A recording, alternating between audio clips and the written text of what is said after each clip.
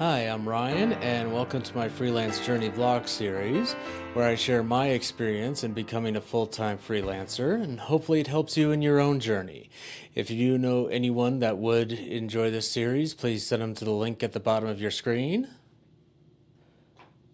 Okay, so there are a couple topics that I want to talk about. It's been a while since I've recorded last. Yeah, I've been real busy with the Coding Bootcamp journey and kind of learning that. So if you want to stay up to date with that, definitely check out that series. I'll put a link to that in the description below. So the first topic I want to talk about is Kaizen, and that started in Japan in the late 40s, and it's a methodical process of making incremental and measurable improvements. Now, what I mean by measurable is that these changes you have to have like hard numbers attached to them. So the process, I mean, for companies that decide to utilize this process, they generally follow the initialism OPDCA, which was put out by Toyota, and what those stand for is observe, plan, do, check, and adjust. So observe, you just look at the different areas where you can make improvements, and plan, that's where you say, okay, if we implement these changes, whether they be process or what have you, if there are just certain some changes that you make, then we believe we'll see an improvement in these numbers, whether it's speed, quality, or whatever the case may be.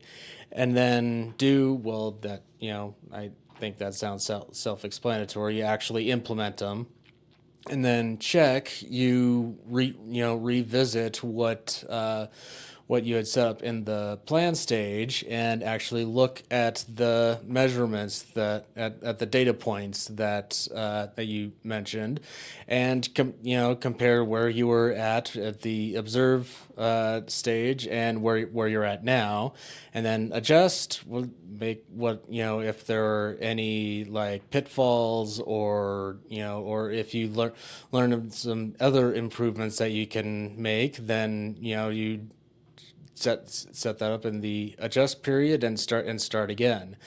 And I decided to utilize this to kind of improve aspects of my own life, because going through the coding boot camp, I've kind of let myself go in some areas. Uh, Food and exercise being two of the biggest ones. So I've set up a private Trello board to kind of follow all of this, and I mean, there are different areas in my life that I need improvement, just like we all do. I mean, if we're all being honest with ourselves. So I'm only implementing one change per week, because I think a major reason why a lot of New Year's resolutions don't really pan out, because they're like, from my experience, they're usually like pie in the sky ideas. Oh, I want to lose X 30 pounds by blah blah blah, or whatever the case may be. And or they pile on, or people pile on a number a number of things, and they try to do it all at once.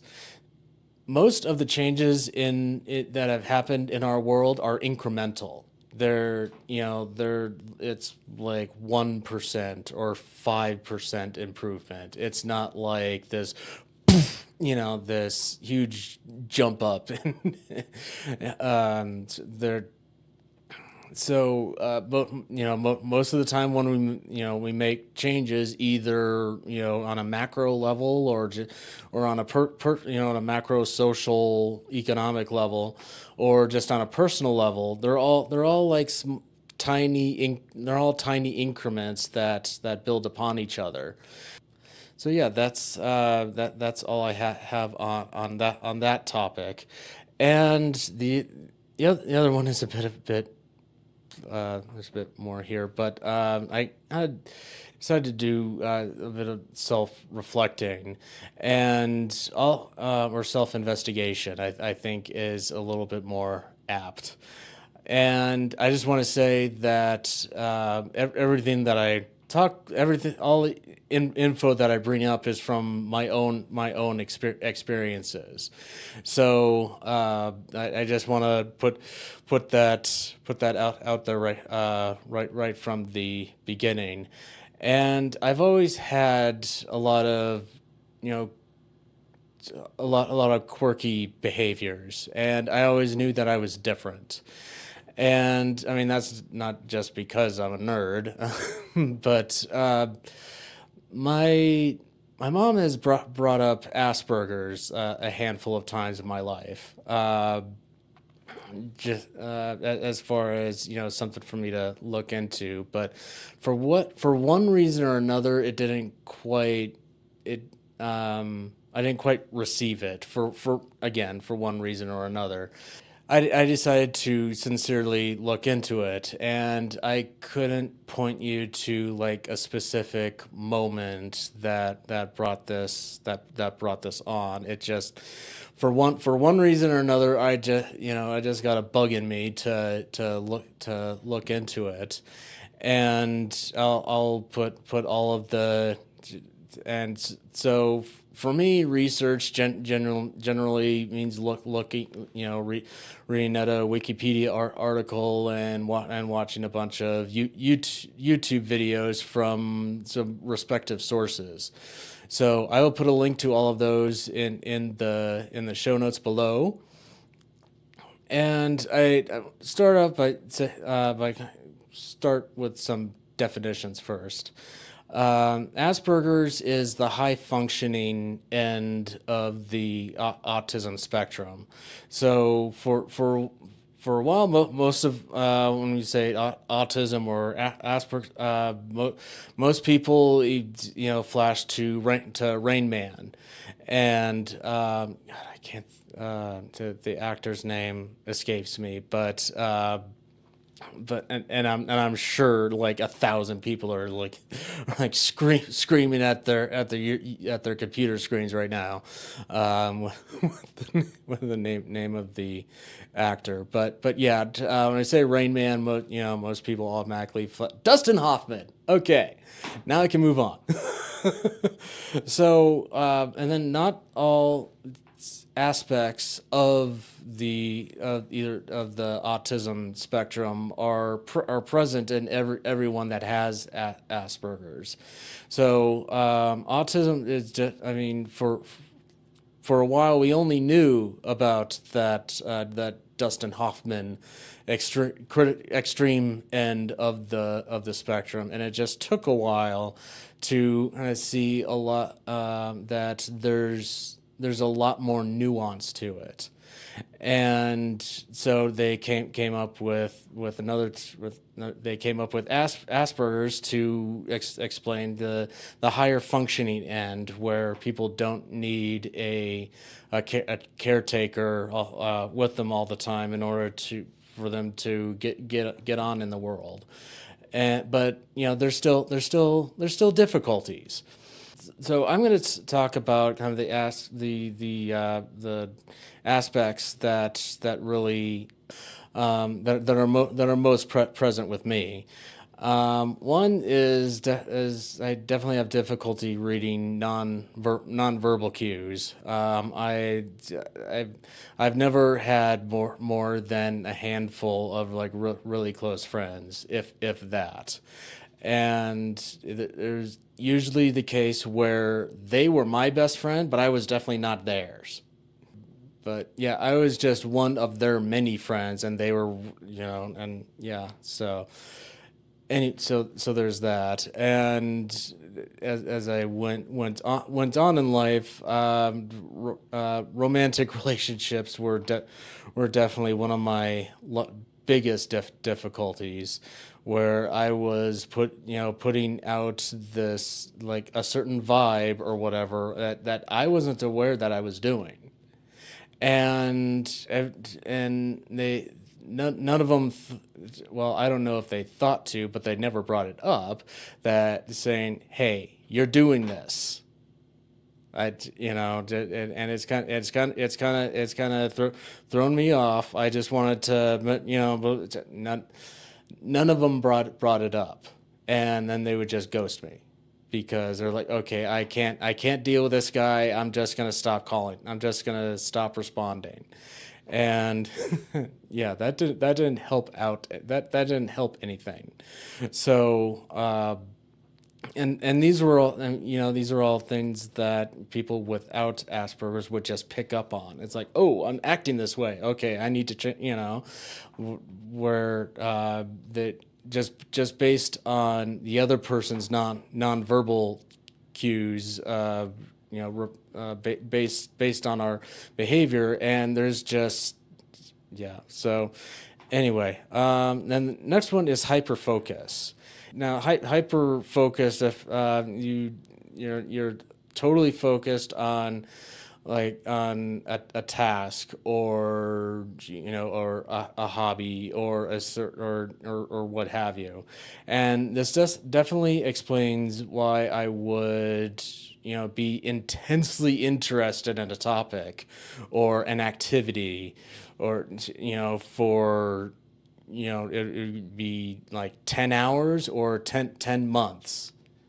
And once I reach a certain point where once I kind of exhausted my interest in it, then it was like, all right, we're done. All right, I'm moving on to the next thing.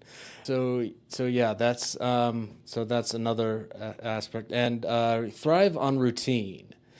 And you, at least for me, it's not like, it's not strict, but it just, my day definitely goes by a lot smoother when I plan out stuff. And because then I know that I can prepare for whatever transition, or what have you I have to go, as far as like commute, and arriving at the co-working space, and prepare, and getting everything set up to study, or build the project, or what have you.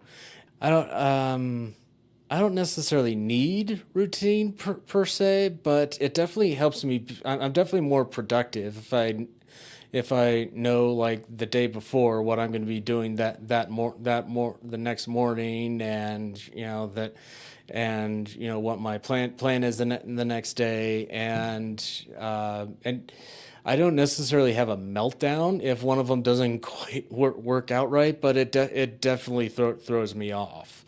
Only more so than normal people. One thing I learned that I didn't know I had a difficulty with was eye contact.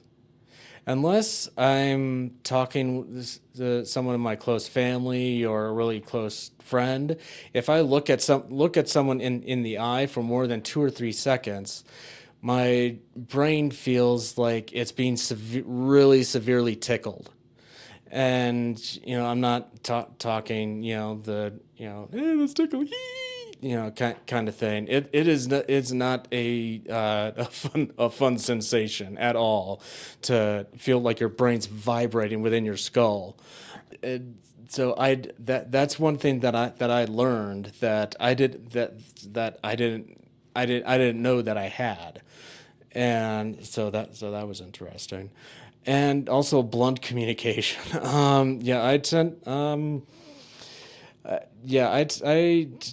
to not have a lot of finesse if I have something to say.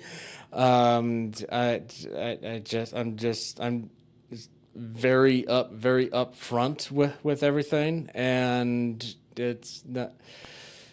Yeah, I'm very I'm very direct and to the point. So I so yeah, that's definitely led to some very awkward social situations and conversations. That's for sure. So after all this research, there's a test out there called the AQ test, or I think it's like Autism or Asperger's quotient test. It's 50 questions, and it is not an official diagnosis. So it's just to get a sense of kind of where you're at in the spectrum. And I'm not going to share my number, but it's definitely above the number at which you should probably consider getting a diagnosis. I mean, I definitely exhibit enough of the aspects to, so I'm definitely weighing whether or not I should get a diagnosis at my age, because I'm in my late 30s at this point. And if I was still in high school or even in college, I could see some institutional benefits to getting a diagnosis, as far as being able to request and reasonable accommodations to kind of help me be more successful. But in my late 30s, I don't know what's available, in my state, as far as that's concerned. So yeah, I'm definitely going to be doing some more research into whether that would be a benefit to me or not. But at this point, it's just no. Definitely explains a lot of difficulties and quirky behaviors and certain things that yeah, certain meltdown moments. So looking at what this does for me going forward, it definitely doesn't make me less of a person. Just that my brain works differently than most people. So that in a lot of the, and actually in most of the information I read and watched emphasized that fact, that it's not a learning disability. It's not obviously, if you're at the extreme end of the autism spectrum, that's its own thing. But I was looking specifically at Asperger's, the high functioning end. And it's not a learning disability. It's just our brains work differently, and we we see the world a lot differently, especially in terms of social situations. So yeah, that's I definitely wanted to bring that point up in my video as well. Is that it's not, I'm not less of a person because I have this. It's just, my brain operates differently. And so now that I know these things, I can look to put myself in situations where things that I do well, like the hyper focus, and finding errors, and that kind of thing, where that is more like those things are magnified, and my deficits, like like this the social interaction aspects and everything, are mitigated, where it's not as big of a problem. That I'm not very social. I'm very, that's a big struggle for me, where that isn't a big problem, and where the hyper focus is that's more prominent or that's more necessary as far as what I'm doing. And so, and as it turns out, a lot of people with Asperger's end up in software development, and actually, a lot of them end up in STEAM vocations. STEAM being science, technology, engineering, arts, and math. And well, as far as arts, Dan Aykroyd, who wrote the original Ghostbusters, he's diagnosed with Asperger's. That's out there you can look that up. As far as just look for famous people with Asperger's. It definitely puts me with interesting company. So yeah, that's I think it's quite a bit. So that's all I have in this one. So I do thank you for watching. If you want to stay up to date, please like and subscribe. Feel free to check out the rest of this series, and if you have any comments or questions, please post them below, and I'll see you in the next chapter.